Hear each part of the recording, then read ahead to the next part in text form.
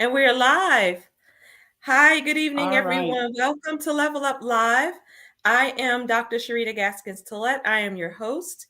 I have a very exciting guest with me this evening. We will give a few minutes for folks to come in, and then we will get started. In the meantime, if you are not a member of Level Up Lady Facebook group and you are a female physician, I would encourage you to join today.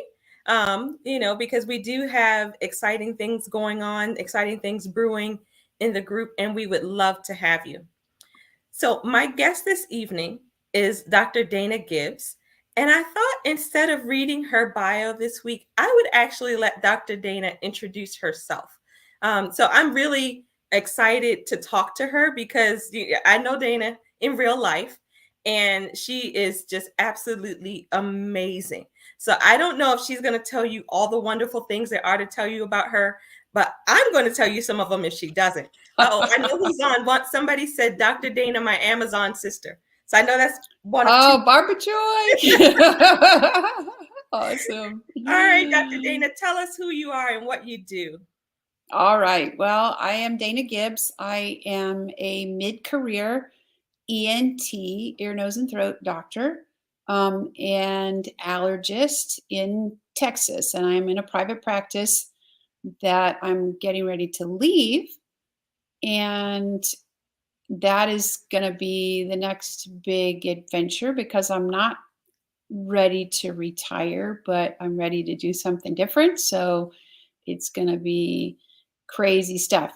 Anyway, some more stuff about me. I am married. I have a daughter who's 12. She is learning to ride horses, and I like to go out and watch her and cheer. And that's a lot of fun. I know Dr. Sharita is not going to let me get away with not telling you that I am a private pilot and that I have a small airplane that I fly sometimes, and that's really, really fun. And I am starting a business. Well, I started a business a year ago to teach family doctors and other doctors who want to know how to do allergy testing and allergy shots in their offices. So that's how I met Dr. Sharita through our business group that we're both in, which is so much fun and so amazing.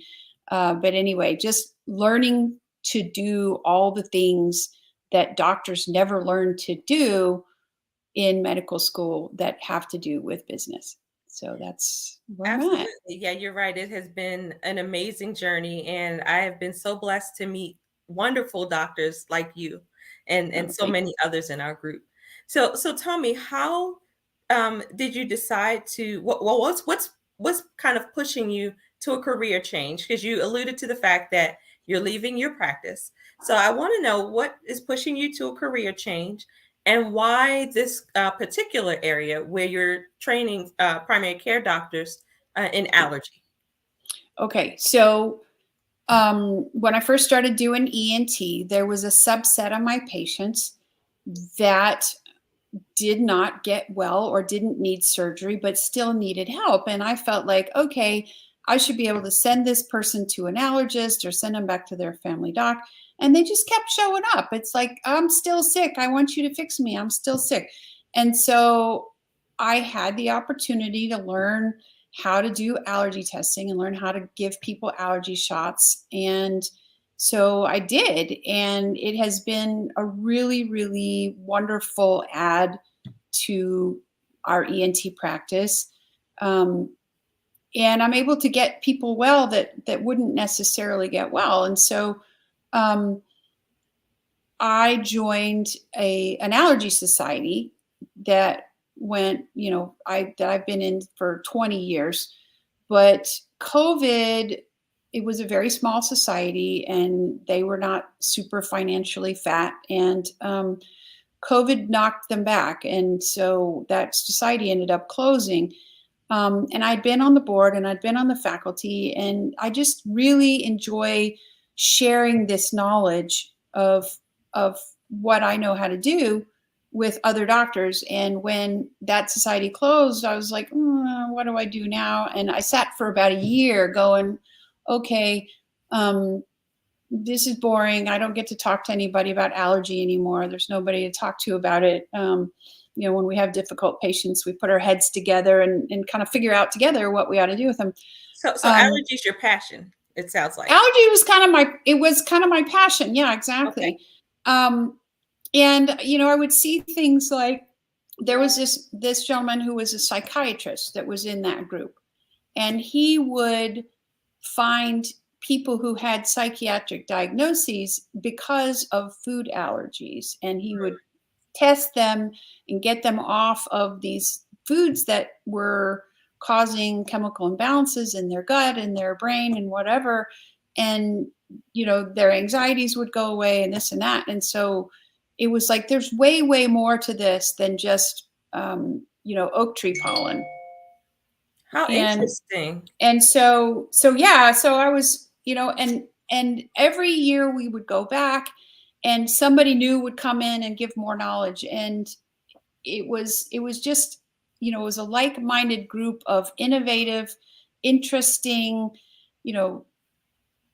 clinical researchers and researchers who would come together and just share our knowledge. And it was so cool. But that program folded, and I got started thinking, well, we could start that back up again. Zoom is kind of cool. I had never used Zoom before COVID. And so we thought about it, and, several of the docs were older and they just didn't want to do it. And so the society folded. And I sat on that idea for about a year and then said, I could do this. I can get people together and do this. And so I started working on it about a year ago and realized very quickly that what I didn't know how to do was how to sell it to other people, how to market it, how to do the business aspect of it. And so that's when I met you and all the other lovely ladies and gentlemen in our group. Business school. Okay. Yes. Yeah. Well, good. So now tell me, it sounds like there's a lot of overlap or there's a role for multidisciplinary role for allergy. Absolutely. You mentioned psych diagnoses that are related to allergy. Can you tell us about some other areas where there's overlap? Okay, so in endocrinology, for example, if you have people whose thyroids have a disorder, they will have lots and lots of allergy symptoms, but they will not necessarily test positive for allergy in any significant way. And so they will come in with all their symptoms, and you'll do their test and you go, I don't know what's wrong with you, go away. And so learning how to balance thyroid was kind of the second thing that I learned how to do. And that was almost by accident, because it was a problem that I personally had with my own health. And because I was in ENT and because I treat patients with thyroid nodules, they would come back for their follow-ups after their surgery, and they're, I feel terrible. What can I do? And then this gentleman from the Allergy Society said, here's what you need to do, blah, blah, blah. And it was this miracle. It was like, oh my gosh, these people feel so much better. And one example that I tell people all the time is I had a lady come in, and she was getting worked up for sinus surgery. Her sinuses were terrible. She was getting infections all the time. And this is very, very typical. And I looked at her, and she had her eyebrows were thin on the air, and her hair was thin on the top, and her wrists were thick, and just some other things. And I said, I wonder if you have thyroid issues. And so I gave her thyroid medicine. And then 6 months later, she came back, and I was like, hey, when are we going to do your sinus surgery? And she's like, oh, I don't need that anymore. I'm fine. I just want some more of that thyroid medicine. And I was like, what? Okay, so you found that treating the thyroid actually helped the allergies.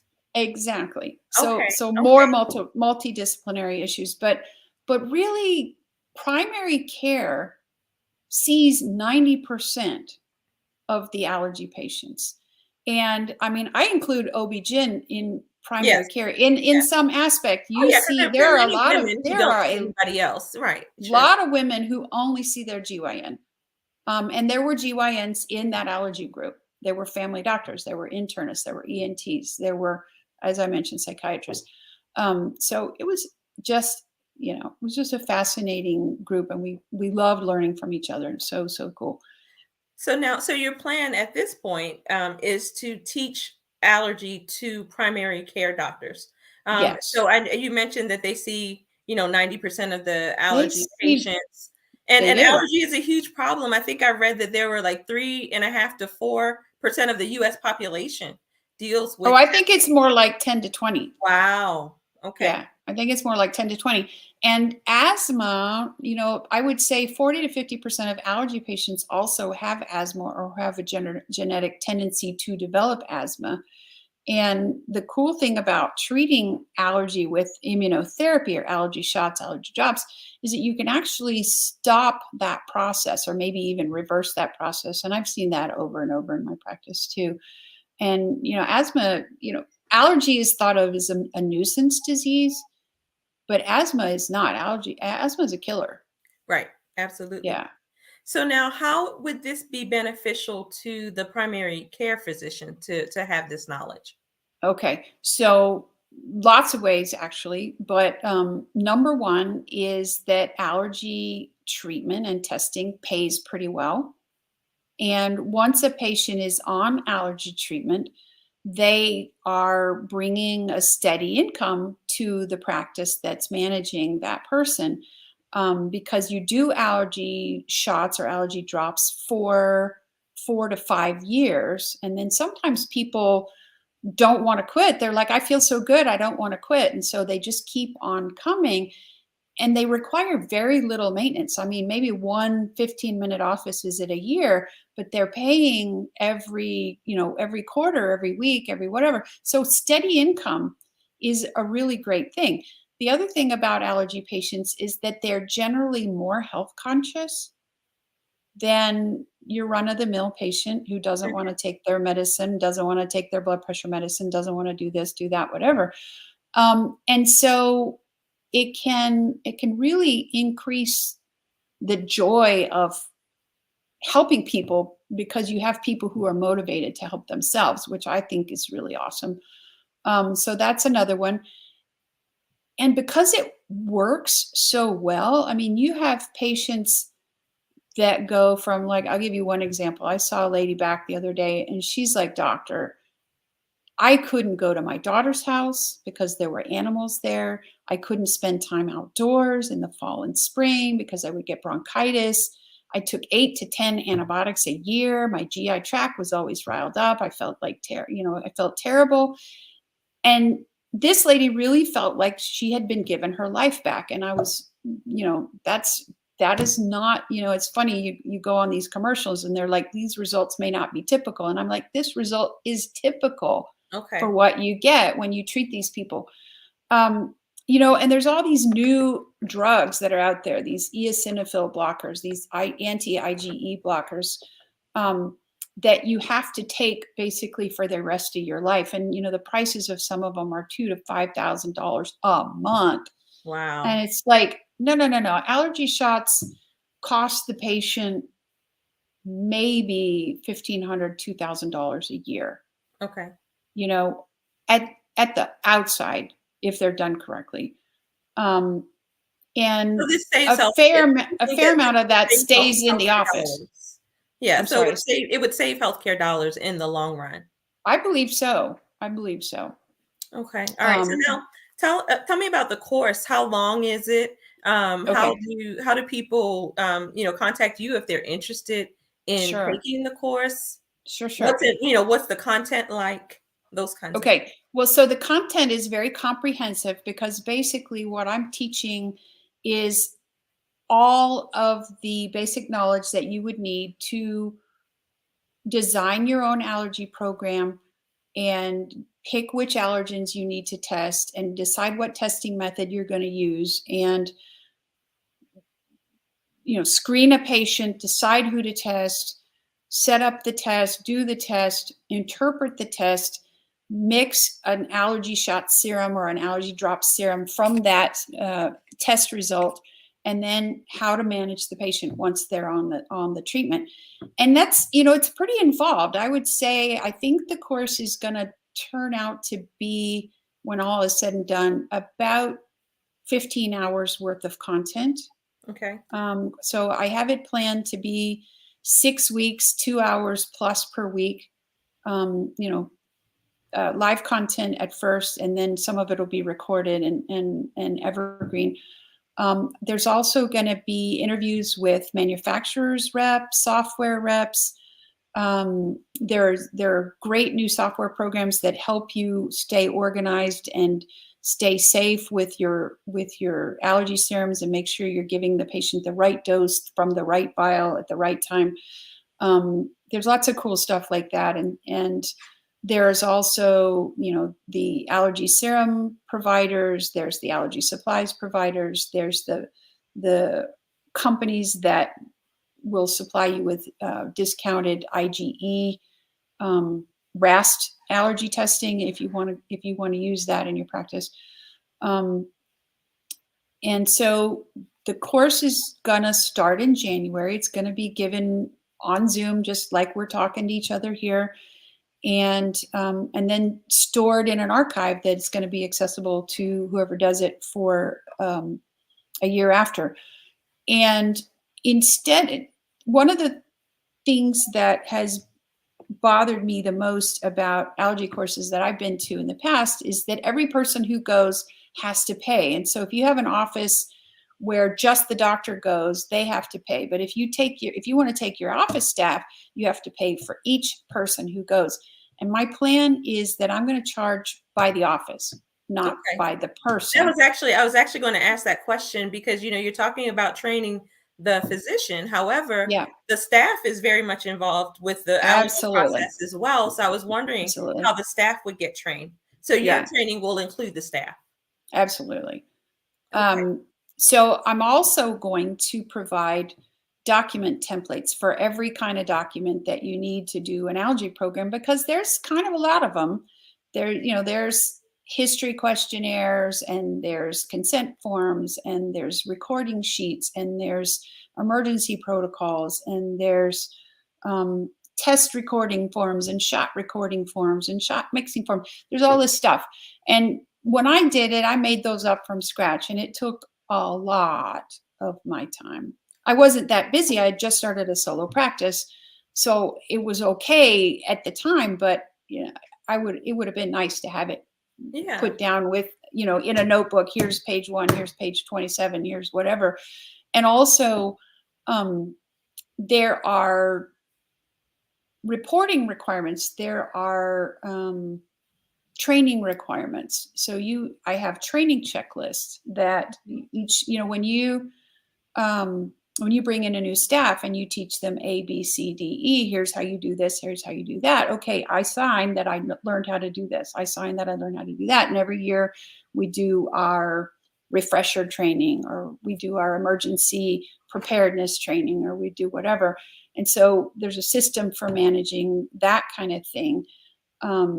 Now, is there CME available with this course? Not at the moment. Okay. And one of the reasons for that is that I do mention names of manufacturers reps. Okay. I don't have any financial affiliations with any of them, but I do play favorites. If I have somebody I think is fabulous, I'm going to tell you right up front, I think this company is worth your time, and I don't think this other company is worth your time. Because of that, I really have not pushed to get CME yet, but that's going to be in the future. Okay. And what will have to happen is that I'll have to have that part of things separated out, and I'll have to go back in and revise the slides and make sure I'm not mentioning brand names and all the stuff they have to do when you use CME. Sure. That was, it's funny because CME and dealing with the actual ACCME was one of the things that put my little allergy society out of business, because it was so time consuming and so expensive. Yes. And, eventually the board members got tired of writing checks to come to the, to have the society, and it just died. It was kind of sad. Yeah, that But is anyway, unfortunate because it does sound like there's definitely a need. And I'm so happy that you have decided to fill that and that you are sharing all of your knowledge and you're, making things available so that people don't have to reinvent the wheel. So I think yeah, that's amazing. yeah. So now, what about for the layperson who has allergies that aren't getting better? They've been back and forth to different doctors, and Hmm. nothing seems to be helping them. What do you suggest for them to get them to a place where they can get the kind of testing that you're talking about? That seems more comprehensive. What kind of Yeah. physician? What are the kinds of things they should be asking for?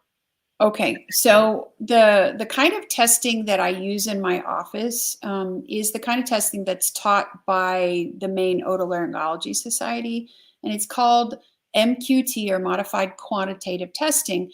And what that basically means is that we use standard prick tests, but then we go one further and we test things at a little stronger level so that we don't miss some of the allergens that generally show up as really low grade or not at all on a standard prick test.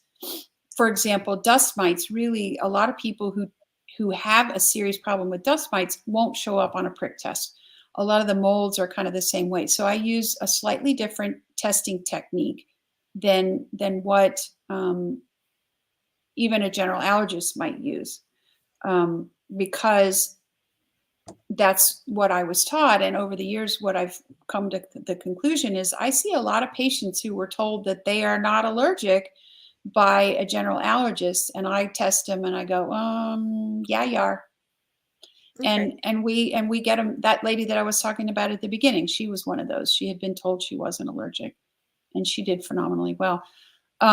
For lay people, I have a lot of YouTube videos on my YouTube channel, which is at Dana Gibbs MD, that go over things like how to allergy proof your home, how to use the topical steroid nasal sprays in the correct way to make sure that you're getting the most benefit from them. Because I see this all the time. A lot of people use them for, and they're by far my favorite allergy medicine, like Flonase. I'll just say the word Flonase, or the generic version of Flonase.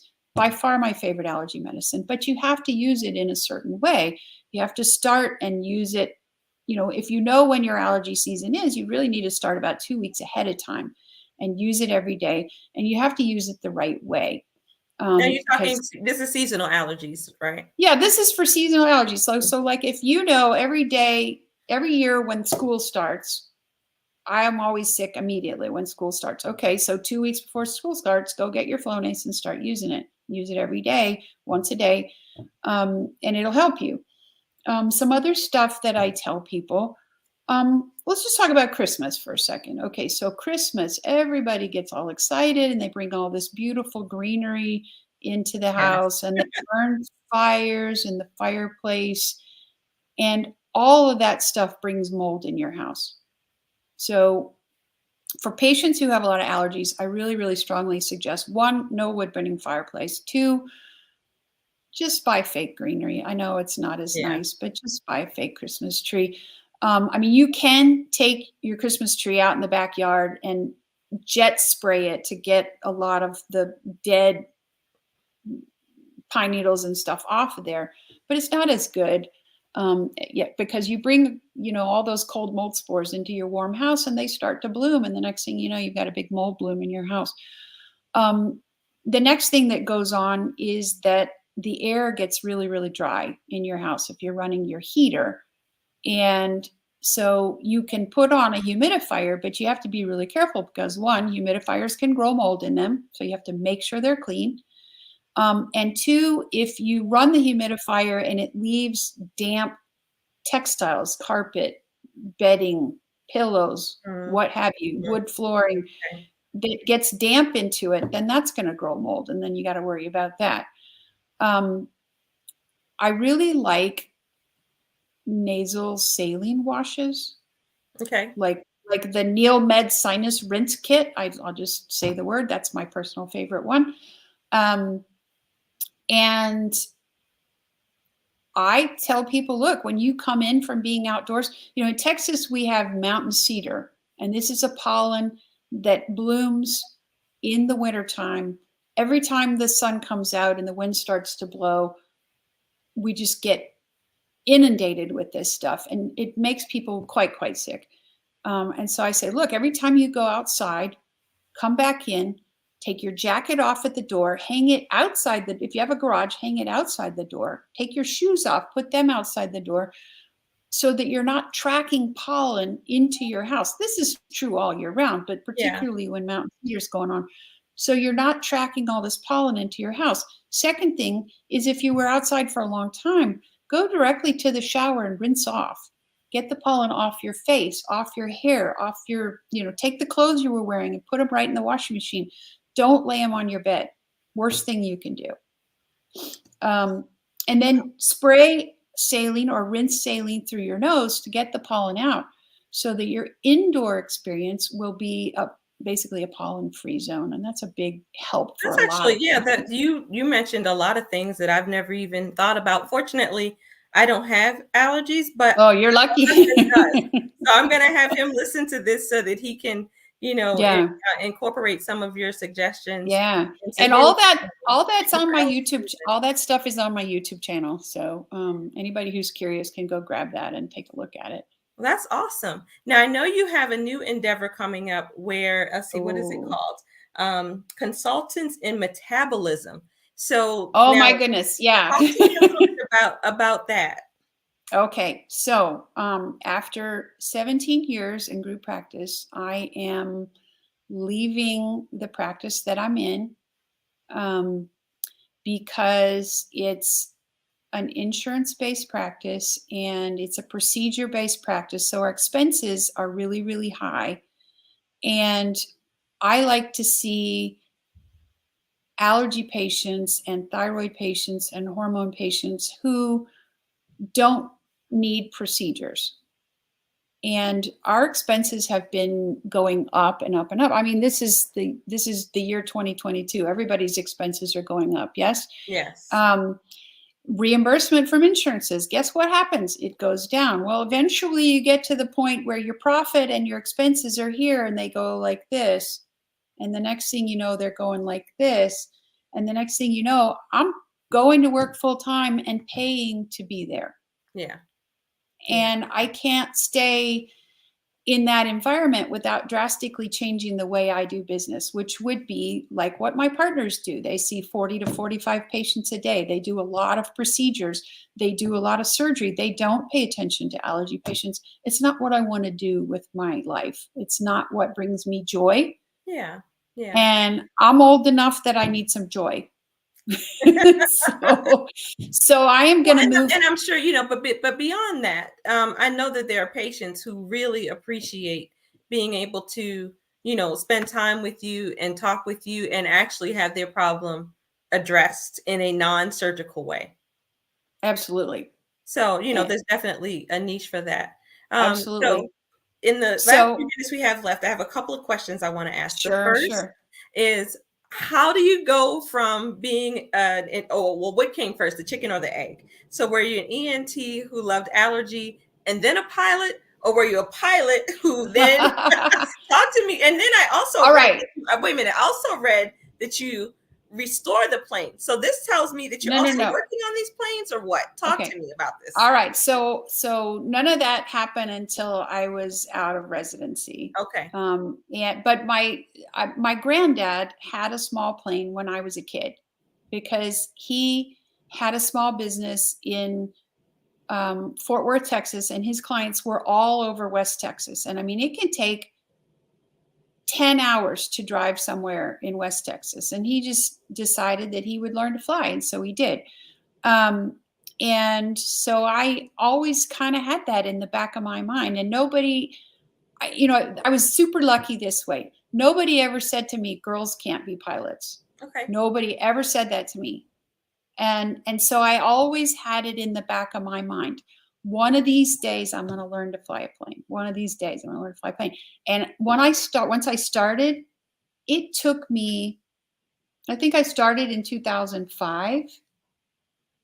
So it took me 8 years to get my pilot's license. I mean, that's Okay. very, very unusual. It never takes people 8 years to get their pilot's license, but it took me that long. And it took me another 4 years to decide I was going to buy an airplane instead of rent somebody else's airplane. Okay. But the airplanes that I have been working on restoring are not the airplane that I fly. A real Okay. mechanic works on my airplane. Okay. All right. I didn't think you were doing it alone, but But no, so there's this group called the Experimental Aircraft Association, and the EAA meets every year in Oshkosh, Wisconsin in the summer. And so I go up there every summer and walk around and look at all the things with people who are restoring and building airplanes and doing all this stuff. And I walked into this tent one day, and here was this guy, and he was sewing. And I'm like, "What are you sewing?" And it's a wing. He was sewing on a wing. And okay. I want to learn to do that. Uh-huh. And he's like, "Yeah, sure. That's why we're here. I'll teach you." And so I mean, it's funny because I still have the picture of me from that year with this giant grin on my face, learning how to do this stitch where you stitch fabric onto old-fashioned airplane wings. Wow. And so every year I've been going back and learning a little more and a little more and a little more. And this past year I went back and they said, "You're in charge of the project." And I went, "What?" So apparently I've learned more than I thought. But anyway, it's a lot of fun. That's purely a hobby, but it is a lot of Yeah, fun. but hobbies like that are a form of self-care. Oh It's yeah. it's really important that It's we take care of our entire selves. And I mhm. would think something like that really feeds your soul and your spirit, and Absolutely. gives you Yeah. the fuel that you need to do some of the other things that you have going on in life. Yeah. That's absolutely true. Yeah, That's that's absolutely true. amazing. That is Yeah, those amazing. I never it never occurred to me that that's what it was, that it was actually self-care, Yeah. before, but now that you say that, I can really see how it's like, yeah, anything that you do that feeds your soul like that is really Yeah, self-care. when I talk to people about self-care, it's very individualized. People Mhm. always think about, bubble baths and spa days Oh, and I do that you too. know, don't get me wrong, listen, I love those things, but there are also people who don't like massage at all. They don't want anyone to touch them. Mhm, There are people who mhm. don't want like pedicures. They don't want anybody touching Oh, them. I don't like pedicures. Mm-mm. Me being up in an airplane, not self-care at all. No. Scared me to death. I'd have anxiety.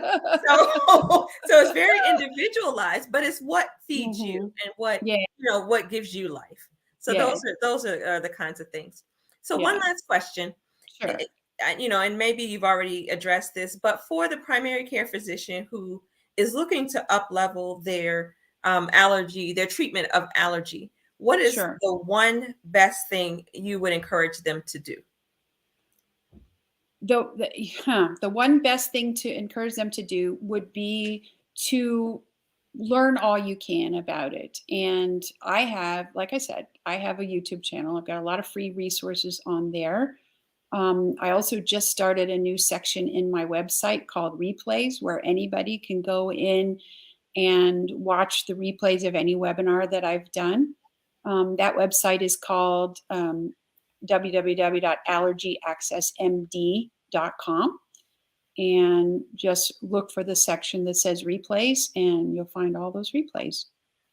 Wonderful. So now all of these links to get in touch with Dr. Dana, I will put in the comments. Now you mentioned the Excellent. YouTube channel, you mentioned the Mhm. allergyaccessmd.com. Is there any place Yes. else that we should go to get in touch with you? Okay. So I have a Facebook group, and the Facebook group is called Allergy Access for Physicians. You do have to be a doctor to be a member of that Facebook group. It is there so that if you have questions about allergy, if you have curiosity about it, that you can come and post a question and I'll answer it. My hope is eventually that there will be a lot of people on that group, including people who are really experienced in allergy, who can kind of become a little community to trade knowledge, um, kind of the way we used to do in pause and do lives like this and have all kinds of fun. Well, that's great. Thank you so much for all of your information. If you are a primary care physician and you are thinking about adding an allergy vertical to your practice, I encourage you to reach out to Dr. Dana. It sounds like she has great resources available for you and that it would be beneficial to both you and your patient. So, again, Dr. Dana, thank you so much for being on with us tonight. Just as a reminder, if you are watching this live, you can ask questions now if you'd like to. If you are watching the replay, hashtag replay, please share this with your communities. Also, we are now streaming live on YouTube as well as Facebook. Oh, So cool. please like and subscribe to our YouTube channel. It's Level Up Lady Mhm. Doc on YouTube. And then I just want to say a brief thing about our retreat that's coming up in March. Dr. Dana will actually be there with us. She's attending, but the retreat is called A Weekend for Me. It is in Cambridge, Maryland. It is March 24th through 26th. So if you are a professional woman, since we're actually opening this up to all professional women, not just physicians, because people were coming to me and saying, hey, I would like to come, but I'm not a doctor. So so I made the decision to open it up to all professional women because, the Nice. struggles that we will be addressing there are pretty universal to any woman who's busy, basically. Awesome. So, like I said, March 24th through 26th in Cambridge, Maryland. The website for information, www.aweekendforme.com. I am happy to answer any questions. Send me a DM or just message me outright in the Facebook group or my Facebook page. All that's fine. So I thank you for your time, and I will see you all next week. Take care. Awesome. Thanks again, Dr. Dana. Oh, I enjoyed it very much. Thank you for having me.